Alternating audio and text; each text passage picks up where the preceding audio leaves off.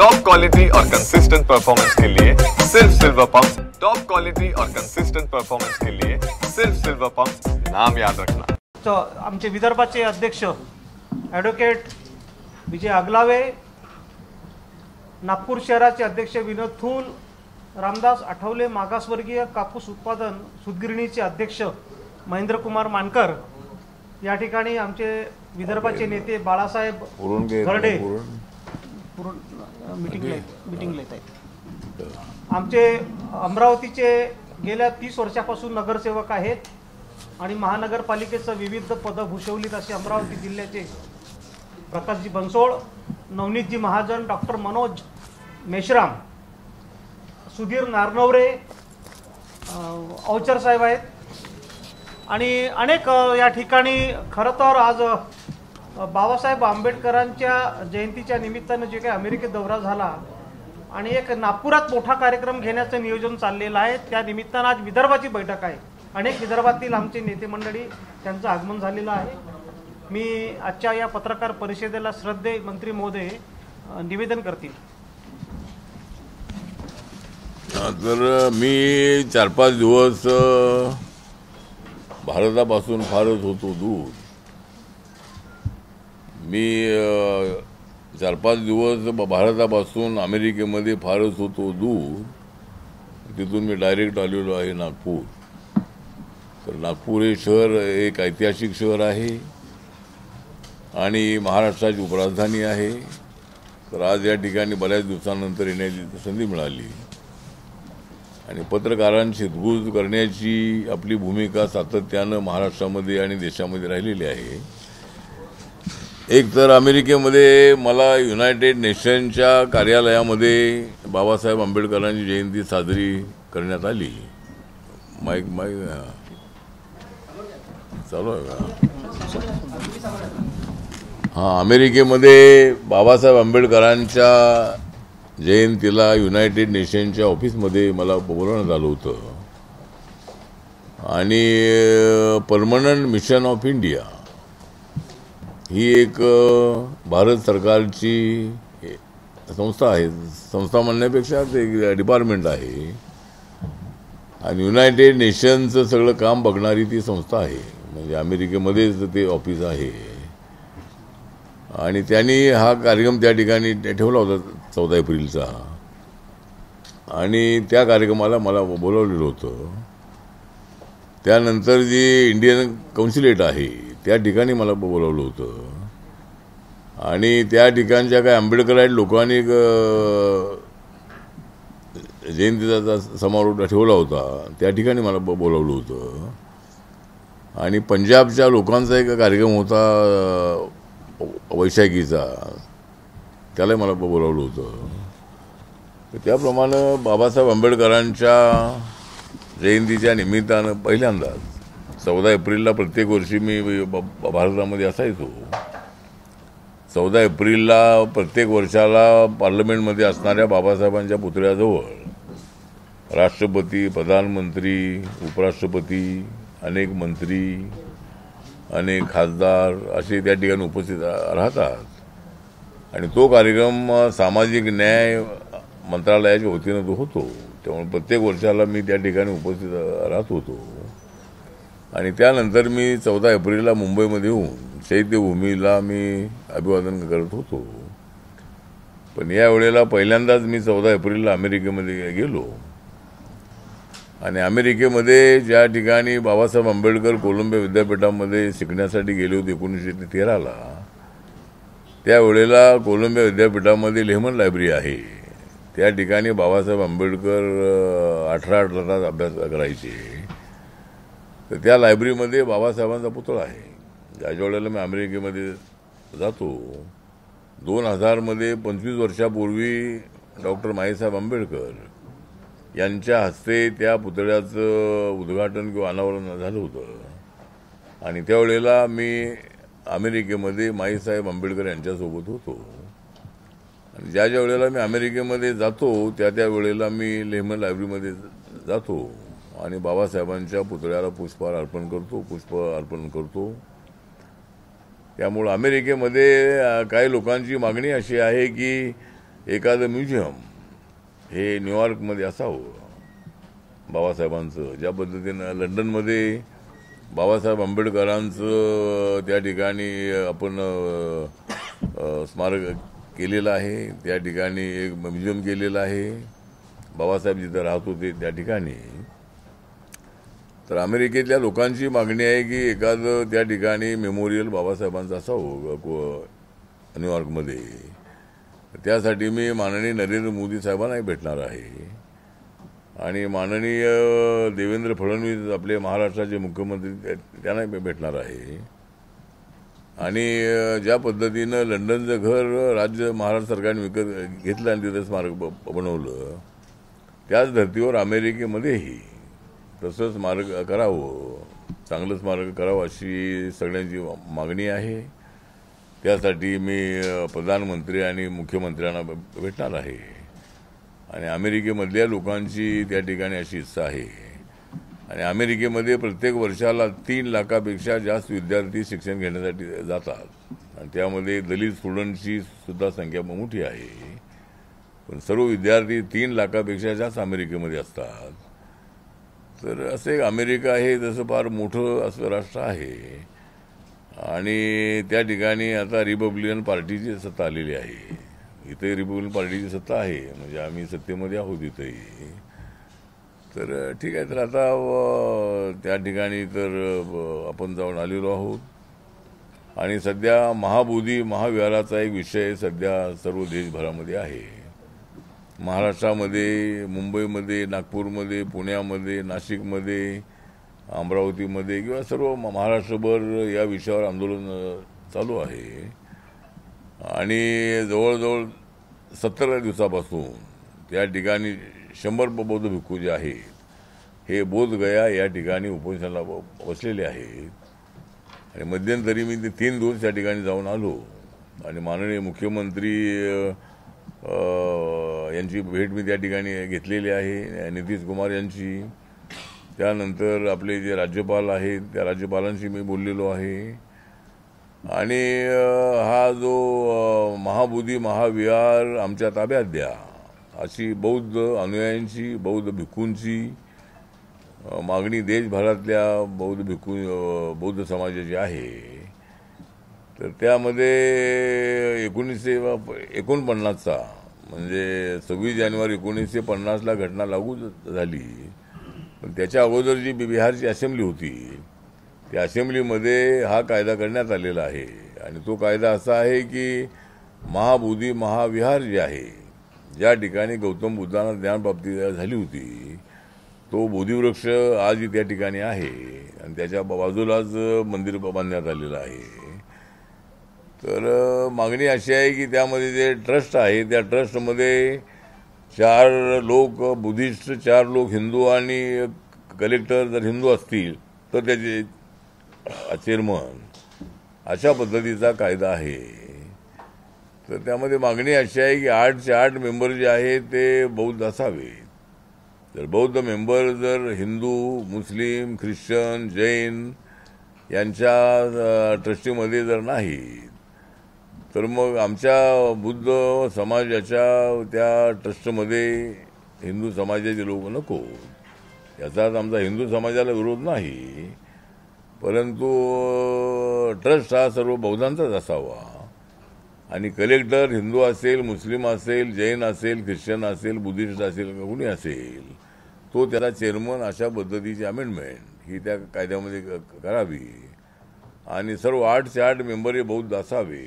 या मागणीसाठी भंते महास्तवीर सुरेश ससाई यांनी 1992 आंदोलन सुरू केलं होतं आणि अनेक वेळेला या विषयावर आंदोलन झालेलं आहे. पण पहिल्यांदाच हे तीव्र स्वरूपाचं आंदोलन देशभरामध्ये होतं आहे आणि त्यासाठी आपला प्रयत्न आहे की ते महाबोधी विहार जे आहे हे आपल्या बौद्धांच्या ताब्यामध्ये मिळालं पाहिजे, अशा पद्धतीची आपली सूचना आहे, मागणी आहे.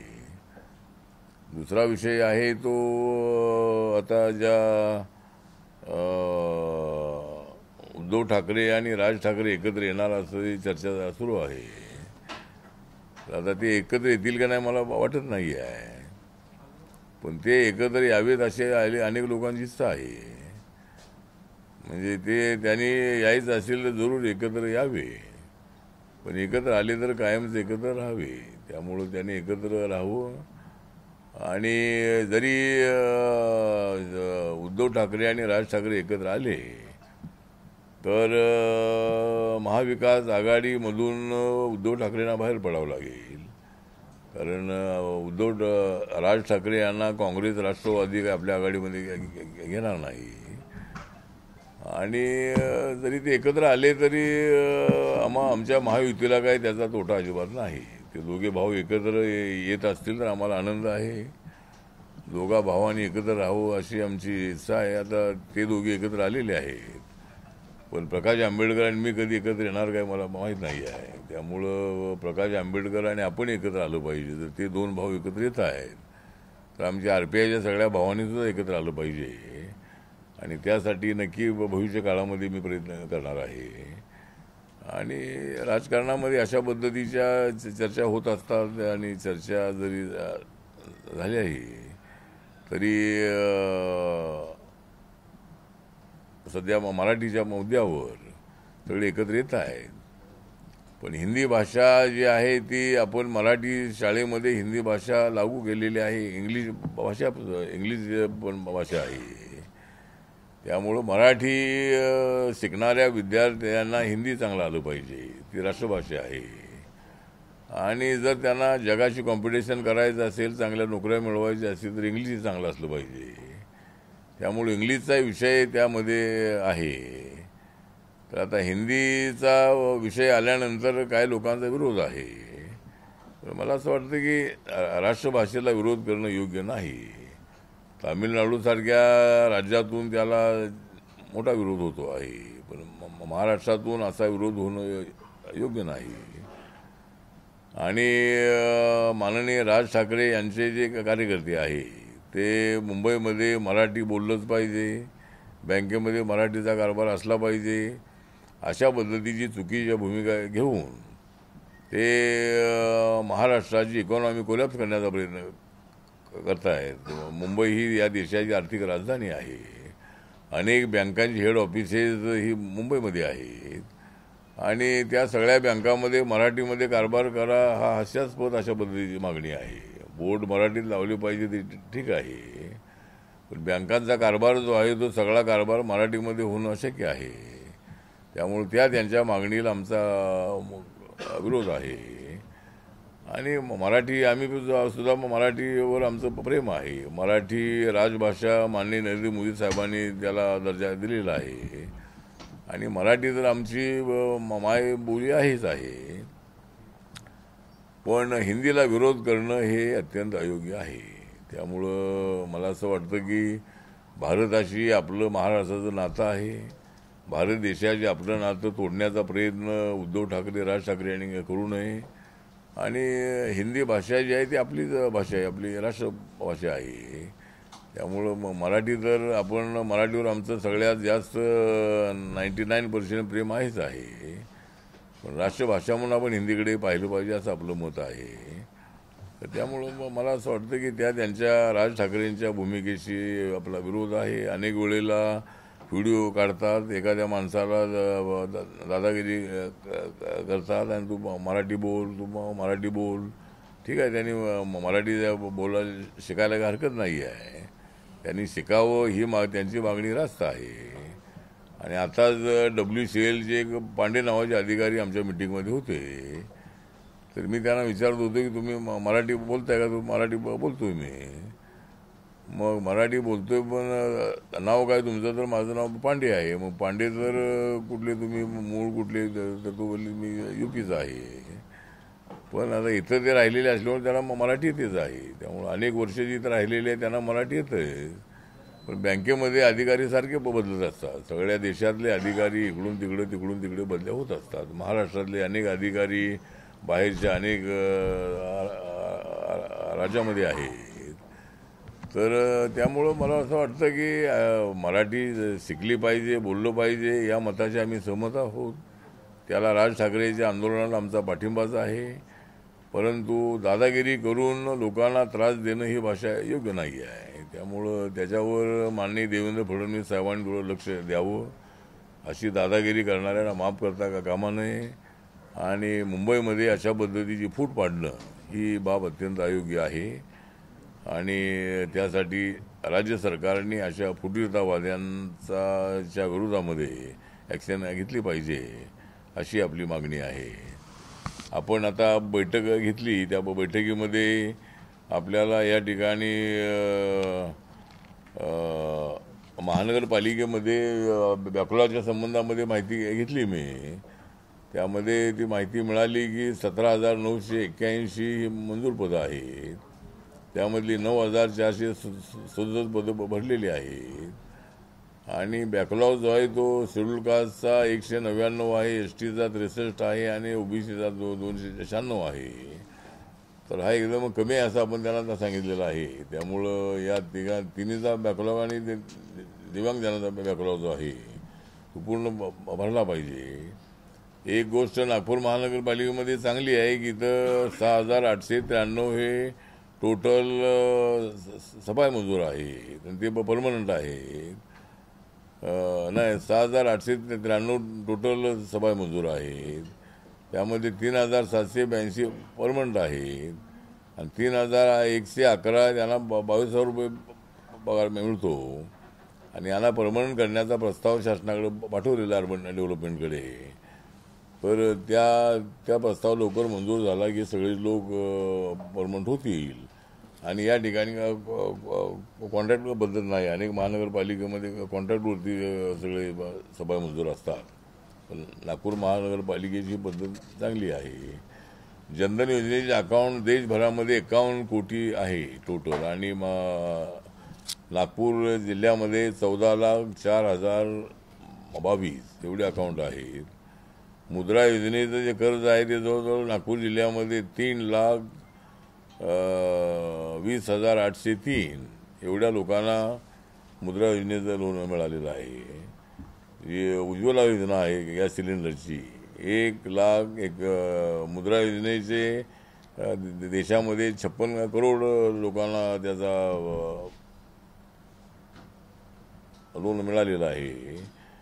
परंतु याच्यामध्ये मी सांगितले 3,20,803 एवढं नागपूर जिल्ह्यामध्ये लोकांना मिळालेलं आहे. आणि आपले आवाज येत नाही का? सांगा ना. नाही, माईक लांब आहे मी त्याच्याबद्दल. तर आपल्याला सांगत होतो की जनधन योजनेचे अकाउंट हे देशामध्ये 51 कोटीपेक्षा जास्त उघडण्यात आलेले आहे आणि या बैठकीमध्ये माहिती मिळाली नागपूरची. त्यामध्ये 14,04,022 एवढे अकाउंट उघडण्यात आलेले आहेत. जे मुद्रा योजना आहे त्या मुद्रा योजनेचं गेल्या 10 वर्षामध्ये जवळजवळ 56 कोटी लोकांना कर्ज मिळालेलं आहे. 50,000 पासून 10 लाखापर्यंत. आणि आता माननीय प्रधानमंत्र्यांनी जाहीर केलेलं आहे की या योजनेमध्ये 20 लाखापर्यंत लोन मिळेल. तर हे मुद्रा योजनेचं 56 कोटी लोकांना देशात लोन मिळालेलं आहे आणि नागपूर जिल्ह्यामध्ये 3,20,803 एवढ्या लोकांना लोन मिळालेलं आहे. उज्ज्वला योजना जी गॅस सिलेंडरची आहे त्याच्यामध्ये 11 कोटीपर्यंत लोकांना देशामध्ये लोन मिळाले, आपलं गॅस सिलेंडर मिळालेलं आहे फ्रीमध्ये. आणि नागपूर जिल्ह्यामध्ये 1,21,809 एवढ्या लोकांना तो गॅस सिलेंडर मिळालेला आहे. त्यानंतर आपली जी आवास योजना आहे त्या आवास योजनेमध्ये जवळजवळ 54,000 लोकांना या आवास योजनेच्या संबंधात लोन मिळालेलं आहे आणि ते घरांचं काम सुरू आहे. त्यानंतर आपल्या नागपूर डिव्हिजनमध्ये माहिती घेतली मी स्कॉलरशिपची. तर या जवळजवळ 66,125 एवढे विद्यार्थी आपले सगळ्या डिव्हिजनमध्ये आहेत पोस्ट मॅट्रिकचे. आणि पोस्ट मॅट्रिकचे नागपूर जिल्ह्यामध्ये 39,438 एवढे शेड्यूल कास्टचे विद्यार्थी आहेत. ॲट्रॉसिटी ॲक्टचा आपण आढावा घेतला आणि अॅट्रॉसिटी ॲक्ट 1989 हा जो कायदा पार्लमेंटने पास केला होता, तर त्यानंतर जवळजवळ 1989 ते 2025 या काळामध्ये जवळजवळ 36 वर्षाच्या काळामध्ये 8,432 एवढ्या केसेस या नागपूर डिव्हिजनमध्ये झालेल्या आहेत. आणि त्याच्यामधल्या 1992 ज्या आहेत त्या केसेस पेंडिंग आहेत. आणि फास्ट ट्रॅककडे या केसेस लवकर वर करायचे असतात. हे अॅट्रॉसिटी ॲक्ट लागला की 85,000 ते 8,20,25,000पर्यंत त्यांना मदत मिळते आमच्या डिपार्टमेंटची. आणि मर्डर झाला असेल तर 8,25,000 रुपये. आणि एका कुटुंबातल्या एका व्यक्तीला मुलाला नोकरी, अशा पद्धतीचा नियम आहे. तर त्यामुळं आतापर्यंत काय लोकांना नोकरी मिळालेली आहे, पण बाकीच्या काय लोकांचा प्रस्ताव केंद्राकडे राज्याकडे पाठवलेला आहे असं अधिकाऱ्यांनी सांगितलेलं आहे. तर ते आणि ज्या अॅट्रॉसिटीच्या ज्या केसेस आम्ही सांगितले 8,432 केस आतापर्यंत. इंटरकास्ट मॅरेजची माहिती घेतली तर 22-23ला 450 इंटरकास्ट मॅरेज झाली होती. त्यानंतर 23-24ला 1,404 आणि 24-25ला 781 एवढ्या लोकांनी इंटरकास्ट मॅरेज केलेले आहेत आपल्या नागपूर जिल्ह्यामध्ये. त्यानंतर हॉस्टेल म्हणजे अशी माहिती सगळी अधिकाऱ्यांची आपण घेतलेली आहे. आणि दिव्यांग जणांची संख्या जवळजवळ 1,13,941 एवढी आपल्या जिल्ह्यामध्ये आहे. आणि महात्मा फुलेची माहिती घेतली तर महात्मा फुले महामंडळ जे आहे ते स्थापन झाल्यापासून आतापर्यंत 10,75,00,159 10,75,00,159 एवढ्या लाभार्थ्यांना त्याचा लाभ मिळालेला आहे. आणि ट्रायबलची संख्या या डिव्हिजनमध्ये 9.5% आहे. आणि ट्रायबलसाठी जवळजवळ 76 आश्रमशाळा आहेत सरकारी. आणि त्या सरकारी आश्रमशाळेमध्ये 22,201 विद्यार्थी आहेत. आणि NGOच्या आश्रमशाळा जवळजवळ 131 आहेत. त्या ठिकाणी जवळजवळ 43,166 विद्यार्थी आहेत. आणि या डिव्हिजनमध्ये हॉस्टेल जे आहेत 121 आहेत गव्हर्नमेंटची आदिवासींची. आणि अशा एकलव्यचे 10 शाळा आहेत. नामांकन स्कूल जवळजवळ 6 आहे. तर अशी माहिती आजच्या बैठकीत आपण घेतलेली आहे. आणि अधिकाऱ्यांनाही आपण इन्स्ट्रक्शन दिलेलं आहे की जे आपले शासनाचे नियम आहेत, शासनाने दिलेले आदेश आहेत, त्याची अंमलबजावणी करण्याची जबाबदारी आपल्यावर आहे. आणि त्या पद्धतीने अनेक डिपार्टमेंटचे अधिकारी या ठिकाणी आले होते आणि त्यांच्यासोबत आपली चर्चा झालेली आहे. त्यामुळं या महाविहारासाठी रिपब्लिकन पक्षाने सर्व राज्यामध्ये आंदोलन केलेलं आहे. आणि आमची मागणी ही आहे. आणि लवकरच मी माननीय प्रधानमंत्र्यांना भेटणार आहे. नितीश कुमार यांना भेटून मी आलेलोच आहे. त्या विचारात महाबोधी महाविहाराच्या मुक्तीसाठी सतत तुम्ही प्रयत्न करीत आहे. मुख्यमंत्री बिहारचे आणि राज्यपालांना सुद्धा भेटलेले आहे. कायदेशीर आणि प्रशासकीय अडथळे याच्यामध्ये निर्माण होत आहे. प्रधानमंत्री नरेंद्र मोदी साहेबांना या संदर्भात तुम्ही भेटले काय आणि हा मुद्दा तुम्ही लावूनच धरणार आहे का? आता यावेळेस महाबोधी विहार मुक्त होणार आहे. आता मुद्दा लावून धरला म्हणजे मी एकदा मुद्दा घेतला तो लावूनच धरतो. म्हणजे मी तो मुद्दा एकदा तर सोडत नाही आहे.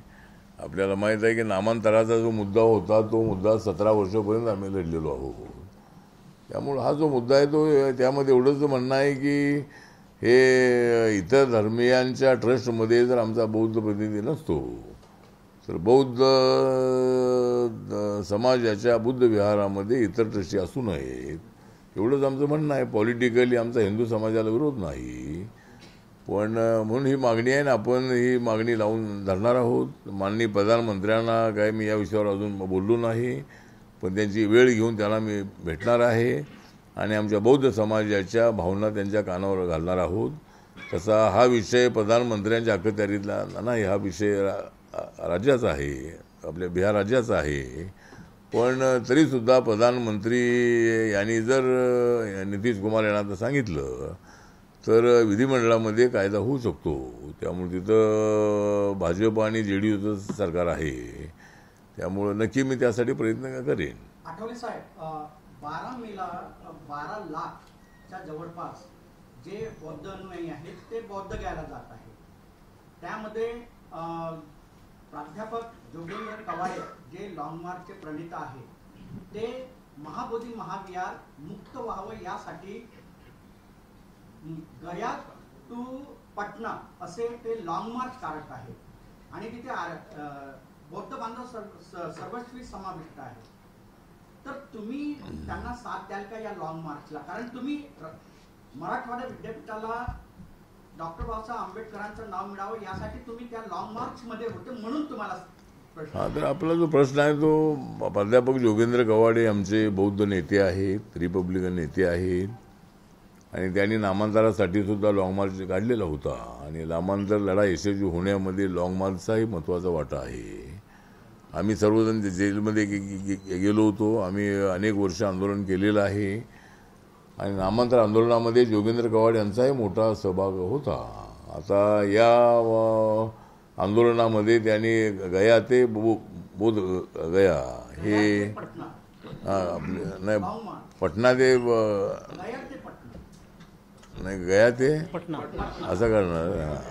ठीक आहे, म्हणजे ते गया म्हणजे जिल्हा गया आहे आणि त्याच्या बाजूला 10-11 किलोमीटरवर बोधगया आहे. बोधगया हा गया जिल्ह्यामध्ये तालुका आहे आणि त्या बोधगया या ठिकाणी गौतम बुद्धांना 2500 वर्षापूर्वी ज्ञानप्राप्ती झाली होती. तर त्या ठिकाणी ते बोधिवृक्ष आहे आणि तिथं ते मंदिर आहे जे आता बांधलेलं आहे. ते जे मंदिर आहे तर प्राध्यापक जोगेंद्र कवाडे जर गया ते बोधगया ते पटना किंवा ते बोधगया असेल, गया म्हणजे बोधगया ते पटना असा लॉंग मार्च ते काढत असतील तर माझ्या पक्षाचा त्याला पूर्णपणे पाठिंबा आहे आणि माझ्या पक्षाचे लोक त्यामध्ये सामील होतील. त्यामुळं हा विषय आमचा अत्यंत जिवंत विषय आहे आणि अनेक वर्षांपासून ही आपली मागणी आहे. तर ती मागणी मान्य झालीच पाहिजे असा आमचा आग्रह आहे.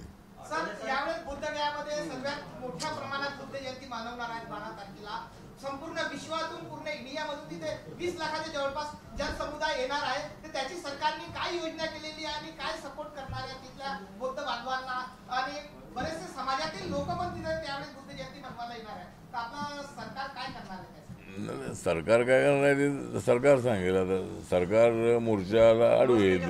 नाही, सरकार त्यांचं म्हणणं ऐकून घेईल. सरकार जर एवढे लोक त्या ठिकाणी येणार आहेत किंवा येतील त्यावेळेला तर माझा पक्षही त्यामध्ये सामील असेल आणि सरकारच्या वतीनं त्यांचं म्हणणं ऐकलं जाईल. तोपर्यंत जर माझी प्रधानमंत्र्यांची भेट झाली, उद्या आणि परवा मी ते दिल्लीमध्ये आहे, त्यांना वेळ मागितलेली आहे, तर माझी भेट या आठवड्याभरामध्ये झाली तर त्यांच्याशी मी बोलणार आहे आणि सरकारने एवढे बौद्ध बांधवांच्या भावना लक्षामध्ये घेऊन निर्णय घ्यावा सरकारने, अशी आमची मागणी आहे.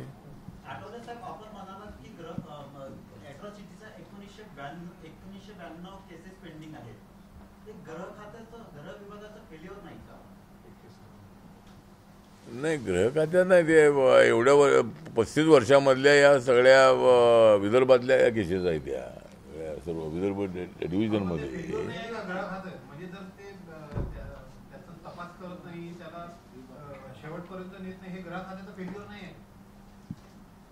नाही का मला लक्ष गृह खातं 1891 पेंडिंग केसेस आहेत ना त्याला गृह खात्याचं. अच्छा, ज्या पेंडिंग केसेस जे आहेत तर त्या पेंडिंग केसेस जे कोर्ट असतं त्या कोर्टामध्ये अनेक दिवस केसेस चालतात आणि अधिकाऱ्यांना मी तशा सूचना दिलेल्या आहेत की शेड्यूल कास्ट शेड्यूल ट्राईबवर झालेल्या अत्याचारांच्या केसेस फास्ट ट्रॅक कोर्टामध्ये चालल्या पाहिजेत आणि 1-1.5 वर्षामध्ये 2 वर्षाच्या आतमध्ये त्याचा निकाल लागला पाहिजे. तर अशा 8,000मधल्या त्यांनी मला आकडे दिले की ते 1,1100 काहीतरी केसेस पेंडिंग आहेत आणि नाही तेवढ्या केसेस अद्याप पेंडिंग आहे. त्या एवढ्या पेंडिंग राहणं योग्य नाही. आता कोर्टामध्ये आपण कोर्टाला काय बोलू शकत नाही. कोर्टाने लवकरात लवकर आमची सूचना अशी आहे की लवकरात लवकर केसेसचे निकाल लागण्यासाठी काही नवीन पद्धती आणली पाहिजे आणि बऱ्याचशा वेळेला एक केस 5-5 वर्ष 10-10 वर्ष 15 वर्ष चालते, कारण दोन्ही पार्ट्या एकत्र त्या कोर्टामध्ये आल्या नाहीत की कोर्ट पुन्हा पुन्हा तारखा देत असतं. त्यामुळं जर ती पार्टी दुसरी येतच नसेल तर कोर्टाने लवकर निकाल देणं अत्यंत आवश्यक आहे. आणि एक गोष्ट लक्षात घेणं आवश्यक आहे की वक्फ बोर्डाच्या संबंधामधला जो कायदा केलेला आहे तो कायदा गरीब मुसलमानांच्या फायद्यासाठी कायदा केलेला आहे. आणि भारतीय जनता पार्टी मुसलमानांच्या विरोधामध्ये नाही, त्यांचा मुस्लिम मोर्चासुद्धा विंग त्यांची आहे. आणि मूठभर लोकांच्या हातामध्ये असणारी ती प्रॉपर्टी होती, त्याचा फायदा समाजाला होत नव्हता. म्हणून वक्फ बोर्डाचा जमिनीचा किंवा प्रॉपर्टीचा फायदा सर्व मुसलमानांना व्हावा यासाठी हे बिल आणलेलं आहे. हे बिल हे कोणाच्या विरोधामध्ये नाही. आणि शेवटी सुप्रीम कोर्टापेक्षा पार्लमेंट सुप्रीम आहे. पार्लमेंटला कायदे करण्याचा अधिकार आहे आणि कायद्याप्रमाणे निकाल देण्याचा अधिकार हा सुप्रीम कोर्टाला, हायकोर्टाला किंवा सगळ्या कोर्टांना आहे. त्यामुळं सुप्रीम कोर्टाने पार्लमेंटपेक्षा सुप्रीम होऊ नये, ते जरूर त्यांच्याबद्दल आम्हाला आदर आहे. कोर्टाने दिलेले निर्णय आम्ही अनेक मान्य केलेले आहेत, ते मान्य केले पाहिजेत. पण सरकारला बहुमताने कायदा करण्याचा अधिकार आहे. त्या संबंधामध्ये कोर्टाने आपलं वेगळं मत व्यक्त करू नये असं आपलं मत आहे. सुप्रीम कोर्टाने यावर जे काही निर्देशित केलं आहे सध्या तरी आणि ते ऍडमिट करून घेतले आहे सगळ्या वक्फ बोर्डाच्या रिलेटेड केसेस, कोर्ट चुकीचं करतंय का मग यामध्ये? नाही, त्यांना एखादं केस जे आहे ते रीट पिटिशन किंवा एखादी केस करण्याचा अपील आपली भूमिका त्यामध्ये करण्याचा, रीट पिटिशन करण्याचा अधिकार आहे. पण जर पार्लमेंटने कायदा पास केला असेल तर त्या कायद्यामध्ये आपलं मत व्यक्त करणं योग्य नाही. त्यामुळे इतर विषयावरती ठीक आहे, पण पार्लमेंटने जर बहुमताने कायदा केलेला आहे, कॉन्स्टिट्यूशनमध्ये तशी तरतूद आहे आणि कॉन्स्टिट्यूशनच म्हटलेलं आहे की न्याय व्यवस्था ही स्वतंत्र आहे, त्यांना आपली भूमिका मांडण्याचा पूर्ण अधिकार आहे. पण पार्लमेंटने केलेल्या कायद्याच्या चौकटीमध्ये राहून निकाल दिले पाहिजेत अशी गाईडलाईन आपल्या कॉन्स्टिट्यूशनची आहे. त्यामुळं सुप्रीम कोर्टाने आपल्या भूमिकेपासून थोडी वेगळी भूमिका घेऊ नये.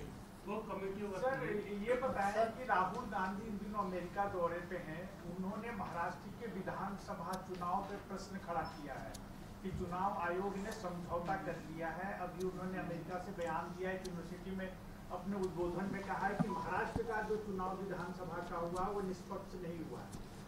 तो मुझे लगता है कि जिस तरह महाराष्ट्र का चुनाव स्पष्ट हुआ नहीं, लेकिन जब लोकसभा में कांग्रेस पार्टी को 42 सीटों में से 99 सीटें मिली, तब मतलब हमने ये सवाल नहीं खड़ा किया.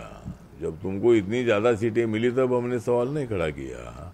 जब कर्नाटक में आपकी सत्ता आई तब हमने सवाल नहीं खड़ा किया.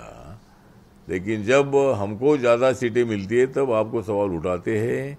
तो राहुल गांधी जी जब भारत छोड़कर बाहर जाते हैं तो भारत के खिलाफ बोलना ठीक नहीं है. मतलब एक परंपरा ऐसी रही है कि अपने देश के बाहर जब हम जाते हैं तब देश के अंदर की बात या पॉलिटिकल बात वहाँ नहीं करनी चाहिए. वहाँ भारत कितना श्रेष्ठ है, भारत इकोनॉमी कैसी डेवलप हो रही है और उसमें हमारे पार्टी का भी सहयोग, ऐसा बोलने में दिक्कत नहीं है. मतलब नरेंद्र मोदी जी की पहल तो देश को ऊंचाई तक पहुंचाने की है ही है. लेकिन राहुल गांधी जी ने वहाँ नरेंद्र मोदी जी की स्तुति मत करो, लेकिन भारत की स्तुति करो. भारत कितना आगे बढ़ रहा है, भारत में रोड कैसे अच्छे बन रहे हैं. अभी मैं बांद्रा में रहता हूँ और बांद्रा से अगर मंत्रालय मुझे जाना है तो पहले 1-1 घंटा लगता था. अभी वहाँ टनल बन गए हैं तो 15 मिनट में मैं वहाँ पहुँचता हूँ. तो ये उन्होंने बोलना चाहिए कि भाई जिस तरह भी कश्मीर में ट्रेन गई है, वहाँ इतने लंबाई तक 200-300 फुट पर वहाँ रेलवे लाइन वहाँ गई है, टनल बने हैं. तो ये राहुल गांधी जी ने, वो मोदी जी का नाम मत लीजिए, लेकिन हमारे देश में इतनी प्रगति हो रही है. अमेरिका से भी ज़्यादा हमारे रोड अच्छे हैं. अभी मैं अमेरिका में था अमेरिका में तो रोड अच्छी है ही है, लेकिन भारत में भी बहुत अच्छे जो समृद्धि मार्ग है, या मुंबई दिल्ली का मार्ग है, अनेक नेशनल हाईवे है। नितिन गडकरी जी के नेतृत्व में बहुत सारा रोड बहुत अच्छा बन रहे हैं। तो ये राहुल गांधी ने वहाँ जाकर बोलना चाहिए, लेकिन राहुल गांधी जी टीका टिप्पणी करने का काम करते रहते हैं। मैं अमेरिका में जाकर मैंने तो देश की स्तुति की है, देश हमारा कैसे आगे बढ़ रहा है हमने बताया है। तो राहुल गांधी को बाहर जाकर बोलने की आदत है, तो अभी उसके लिए हम कुछ नहीं कर सकते हैं। सर, अभी उपराष्ट्रपति जी के बयान के बाद कार्यपालिका और न्यायपालिका में नई बहस शुरू हो गई है। उपराष्ट्रपति के साथ साथ बीजेपी के कुछ सांसदों ने भी उसमें आपत्ति दर्ज कराई है कि सुप्रीम कोर्ट कैसे जजमेंट दे सकता है कार्य पद्धतियों को लेकर। इस संबंध में क्या कहेंगे? मुझे लगता है कि जो दुबे जी हमारे संसद सदस्य है, उन्होंने कुछ बयान बीच में दिया था और कोर्ट के कारण दंगे फसाद हो सकते हैं, इसी तरह का कुछ बयान उन्होंने दिया था। तो बयान से हम सहमत नहीं है, ऐसा जेपी नड्डा साहब ने, बीजेपी के अध्यक्ष ने अपना भूमिका रखी है। और हम भी मतलब दुबे जी के स्टेटमेंट से सहमत नहीं है, हम कोर्ट का आदर करते हैं।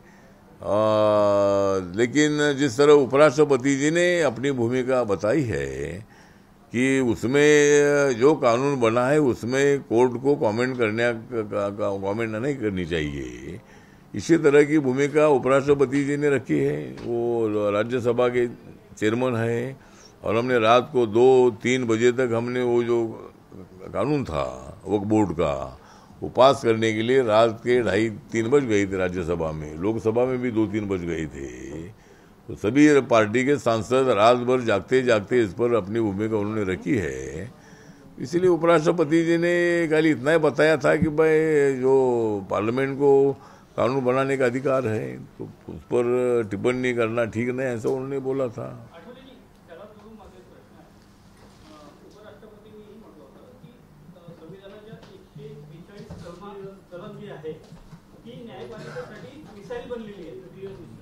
न्यूक्लिअर मिसाईल बनलेली आहे, त्याचा ते वापर करत आहे, तर त्या कलमासाठी काही संशोधन वगैरे करण्याची आवश्यकता आहे? तर त्याच्याबद्दल आता एक तर काय करता येईल, आता ज्या पद्धतीनं सुप्रीम कोर्टाने आपली भूमिका मांडलेली आहे त्याच्यावर काही लोकांनी आपत्ती घेतलेली आहे, काही लोकांनी समर्थनही केलेलं आहे।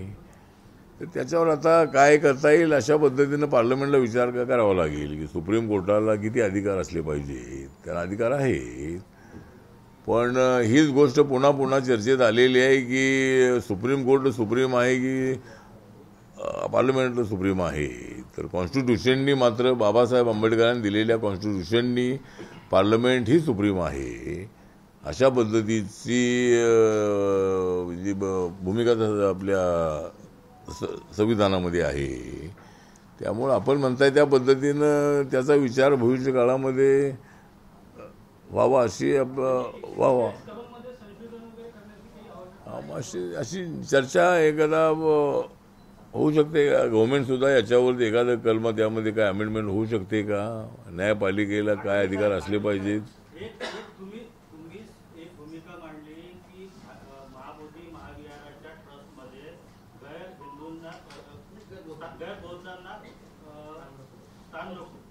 दुसरी 30 मुद्दा सर्वोच्च न्यायालयाने वक्फ बोर्डाच्या संदर्भात उपस्थित केला की हिंदूंनाही इतर धर्मियांच्या गैर हिंदूंनाही हिंदूंच्या ट्रस्टमध्ये स्थान मिळेल का।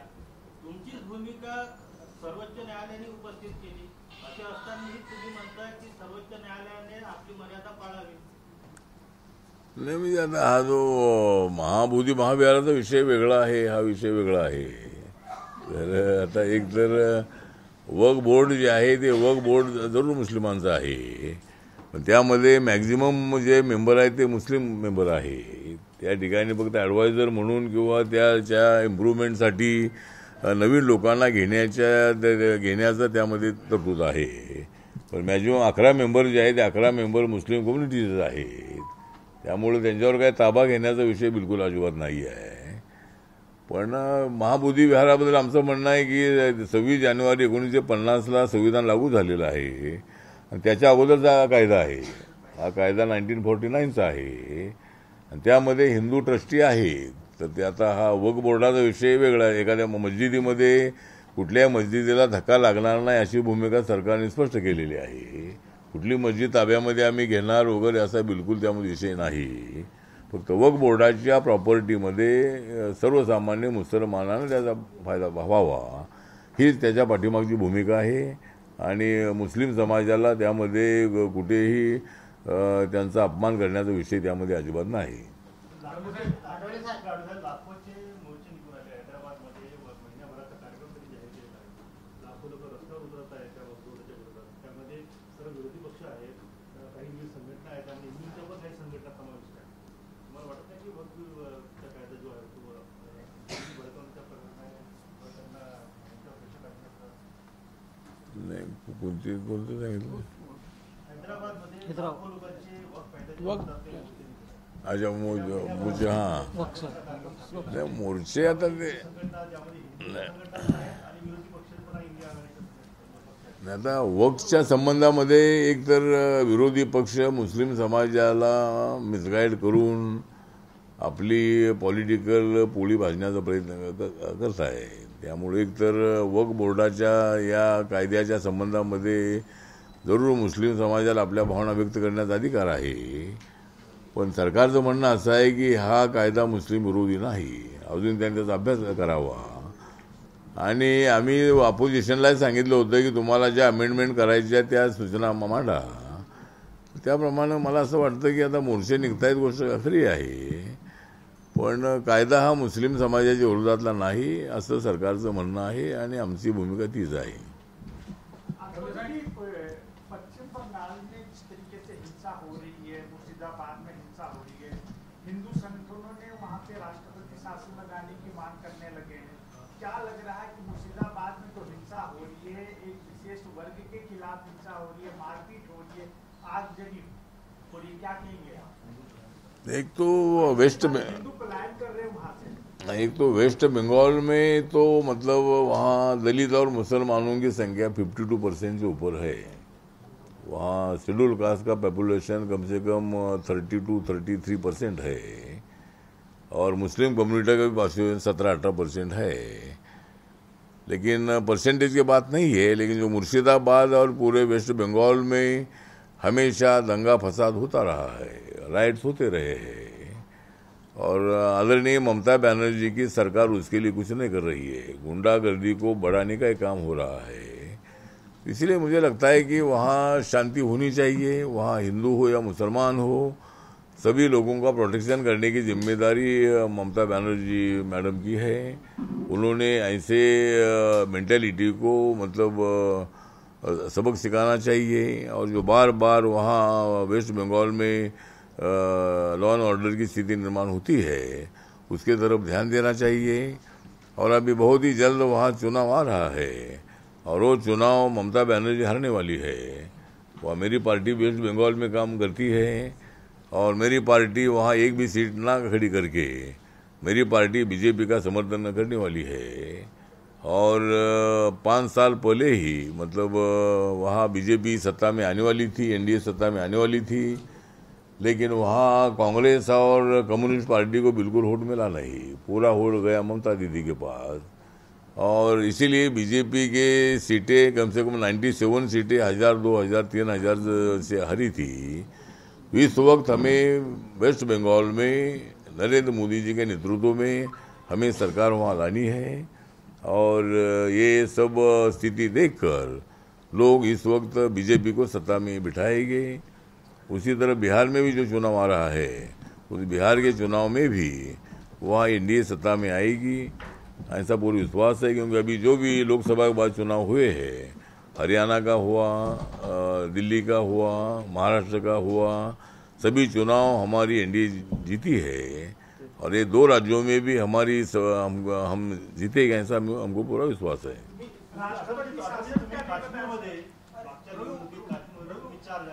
हाँ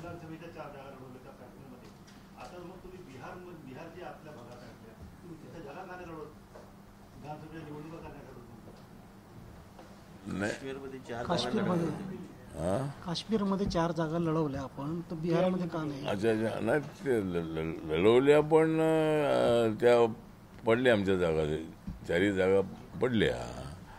आणि सर्व राज्यामध्ये आमचा RPI आहे. पण आता सध्या आम्हाला दोन्ही ठिकाणी सरकार आणायचं आहे. आणि 1000, 2000, 4000 मतं घेऊन काय त्याचा आमचा माणूस कोणी निवडून येणार नाही आहे. त्यामुळं एकतर समंजसपणाची भूमिका म्हणून आपण त्या दोन्ही राज्यामध्ये आपण यांना पाठिंबा देणार आहोत. पण आता आपला पक्ष नागालँडमध्ये आमच्या पक्षाचे 2 आमदार आहेत. आम्ही 8 जागा लढलो होतो. त्यामध्ये 4 जागा सेकंडला होत्या, 2 जागा थर्डला होत्या. आणि या वेळेला आमच्या नागालँडमध्ये आम्ही मॅक्झिमम जागा लढून त्या ठिकाणी सरकारमध्ये सुद्धा आमची भागीदारी होऊ शकते, अशी ताकद आमची नागालँडमध्ये आहे. आणि मणिपूरमध्ये माझ्या पक्षाच्या कॅन्डिडेटला 1.5 लाख मतं लोकसभेला मिळाली. आणि त्या ठिकाणी गल्ला किसानी सिम्बॉल आम्हाला मिळालेला आहे तिथं आणि नागालँडमध्ये. तर मणिपूरमध्ये सुद्धा अशी परिस्थिती आहे की तिथला जो ट्रायबल समाज आहे तो मोठ्या प्रमाणात RPIमध्ये आहे. तर आता आपलं म्हणणं आहे की आम्ही जागा उभ्या केल्या पाहिजेत, पण आता उभ्या करून काही निवडून येणार नाही, म्हणून तिथं आम्ही जागा उभ्या करणार नाही आहे. पण सगळ्याच राज्यामध्ये असं करणार असं नाही. माननीय भूषण गवई साहेब हे आता सर्वोच्च न्यायालयाचे मुख्य न्यायाधीश म्हणून घोषित झालेले आहेत. महाबोधी महाविहाराचं आंदोलन सुद्धा सुरू आहे आणि सुप्रीम कोर्टामध्ये समस्त बौद्ध बांधव आता पिटिशन सुद्धा टाकत आहेत. तुमच्या काय भावना आहेत यावर? आता भूषण गवई साहेब हे न्यायमूर्ती झाले, मुख्य न्यायाधीश झालेले आहेत. मला वाटतं की भूषण गवई अद्यापी सुप्रीम कोर्टाचे चीफ जस्टिस झालेले नाही, पण ते मे महिन्यामध्ये चीफ जस्टिस होणार आहेत. सध्या खन्ना हे त्याचे चीफ जस्टिस आहेत. आणि एक गोष्ट अत्यंत चांगली आहे की या 5 वर्षामध्ये महाराष्ट्राच्या मिस्टर आदरणीय बोबडे जे आहेत, त्यानंतर चंद्रचूड आहेत, नंतर आता भूषण गवई आहेत, अशा 3 लोकांना सुप्रीम कोर्टामध्ये संधी मिळालेली आहे 4-5 वर्षामध्ये. आणि 6 महिन्यासाठी भूषण गवई हे सुप्रीम कोर्टाचे चीफ जस्टिस होत आहेत. याचा आमच्या समाजाला नव्हे सगळ्या महाराष्ट्राला आनंद आहे.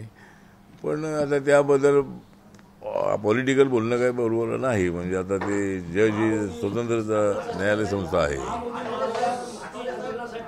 आपल्या पक्षात देश पातळीवर वगैरे काही आंदोलन करणार आहे का? नाही, आमचं आंदोलन सुरूच आहे. म्हणजे महाराष्ट्रामध्ये सुरू आहे, देश पातळीवरती सुरू आहे. चला.